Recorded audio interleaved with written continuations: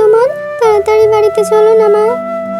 দাঁড়া টুম্পা মা, আর বেশি সময় লাগবে না। দেখছিস না আমি টমেটো তুলছি? এগুলো আমাদের গাছের নতুন টমেটো। টমেটোগুলো দেখতে অনেক সুন্দর, হয়তো খেতেও অনেক মজা হবে। তুই খুব মজা করে টমেটো খেতে পারবি। না মা, টমেটো আমার খেতে একদম ভালো লাগে না। আমি টমেটো খাবো না। তাড়াতাড়ি বাড়িতে চলো না মা। আচ্ছা ঠিক আছে, তাহলে চল। আজ এই কয়টাই হবে, পরে এসে বাকি টমেটোগুলো তুলবো। আজ এই কয়টাই আমাদের রান্না হয়ে যাবে। মা, আমার তো টমেটো খেতে ভালো লাগে না, কিন্তু তুমি যেভাবে টমেটোর সস করছো আমার খুব খেতে ইচ্ছে করছে। মা, তোমার রান্না শেষ হতে আর কতক্ষণ সময় লাগবে? আমার যে জিভে পানি চলে আসছে। আরে টুম্পা, টমেটোগুলো দেখতে খুব সুন্দর এবং সুন্দর ঘ্রাণ বের হচ্ছে। খুব তো বলেছিস টমেটো খাস না, দেখবি খেতে খুব মজা হবে। এই তো আমার রান্না প্রায় শেষ হয়ে গেছে, তুই ঘরে গিয়ে বস, আমি তোর জন্য খাবার নিয়ে আসছি। হ্যাঁ গো বউ, আজ এত এত পদ রান্না করেছো, তাও আবার টমেটো দিয়ে, খেতেও মনে হয় খুব মজা হবে। বাবা আর মেয়ে মজা করে খাও তো, আমাদের জমির টমেটোগুলো খেতে খুব মজা। মা, আমাদের জমিতে তো অনেক টমেটো ধরেছে, বাবা চাইলে তো টমেটোগুলো নিয়ে বাজারে বিক্রি করতে পারে। আমার মেয়ে তো ভালো কথাই বলেছে, তুমি আমাদের জমির টমেটোগুলো নিয়ে বাজারে বিক্রি করতে পারো। কাল তুমি আমাদের জমি থেকে টমেটো নিয়ে বাজারে বিক্রি করিও। ঠিক আছে গো গিন্নি, এমনিতেও আমার হাতে তেমন টাকা পয়সা নেই, দেখি টমেটোগুলো যদি বিক্রি করতে পারি তাহলে ভালোই হয়। পরের দিন মিষ্টি শিয়াল টমেটোগুলো বাজারে বিক্রি করতে নিয়ে যায়। মিসকে টমেটোগুলো এত সুন্দর ছিল যে বাজারে সবাই মিসকে টমেটো কিনতে ভিড় করে। মিসকে ভাই, তোমার টমেটোগুলো দেখতে তো খুব সুন্দর লাগছে, মনে হয় খেতে অনেক মজা হবে। আমি প্রতিদিন বাজারে তোমার টমেটো কিনতে আসবো। মিসকে টমেটোগুলো এত সুন্দর ছিল যে বাজারে সবাই মিসকে টমেটো কিনতে ভিড় করে। বাঘ মামা দূর থেকে তা দেখতে পায় আর রেগে গদগদ করতে থাকে। হ্যাঁ গো, তোমার কি হয়েছে? মনটা এত খারাপ কেন? আজকে কি দোকানে ভালো বেচা কিনা হয়নি? না গো গিন্নি, মন খারাপ হবো না কি হবে?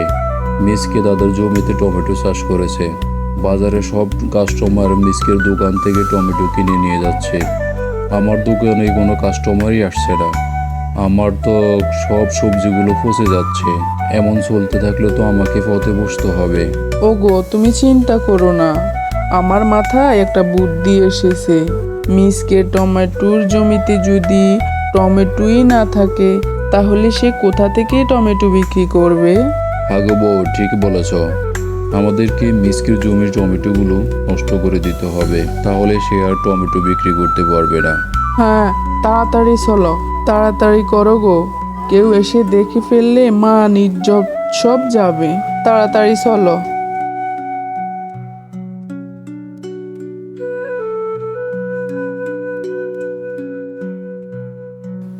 এ কি হলো?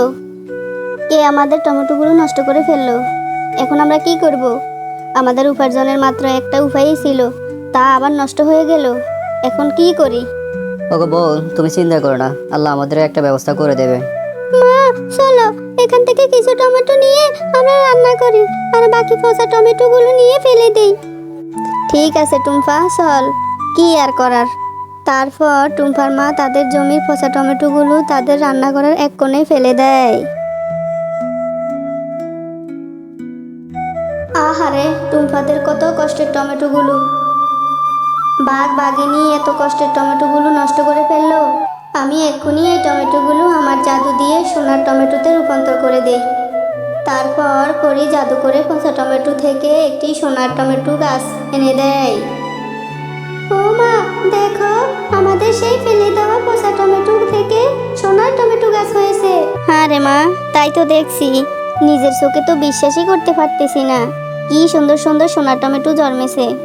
হ্যাঁ টুম্পা, আমরা জাদু করি সোনার টমেটোর গাছ।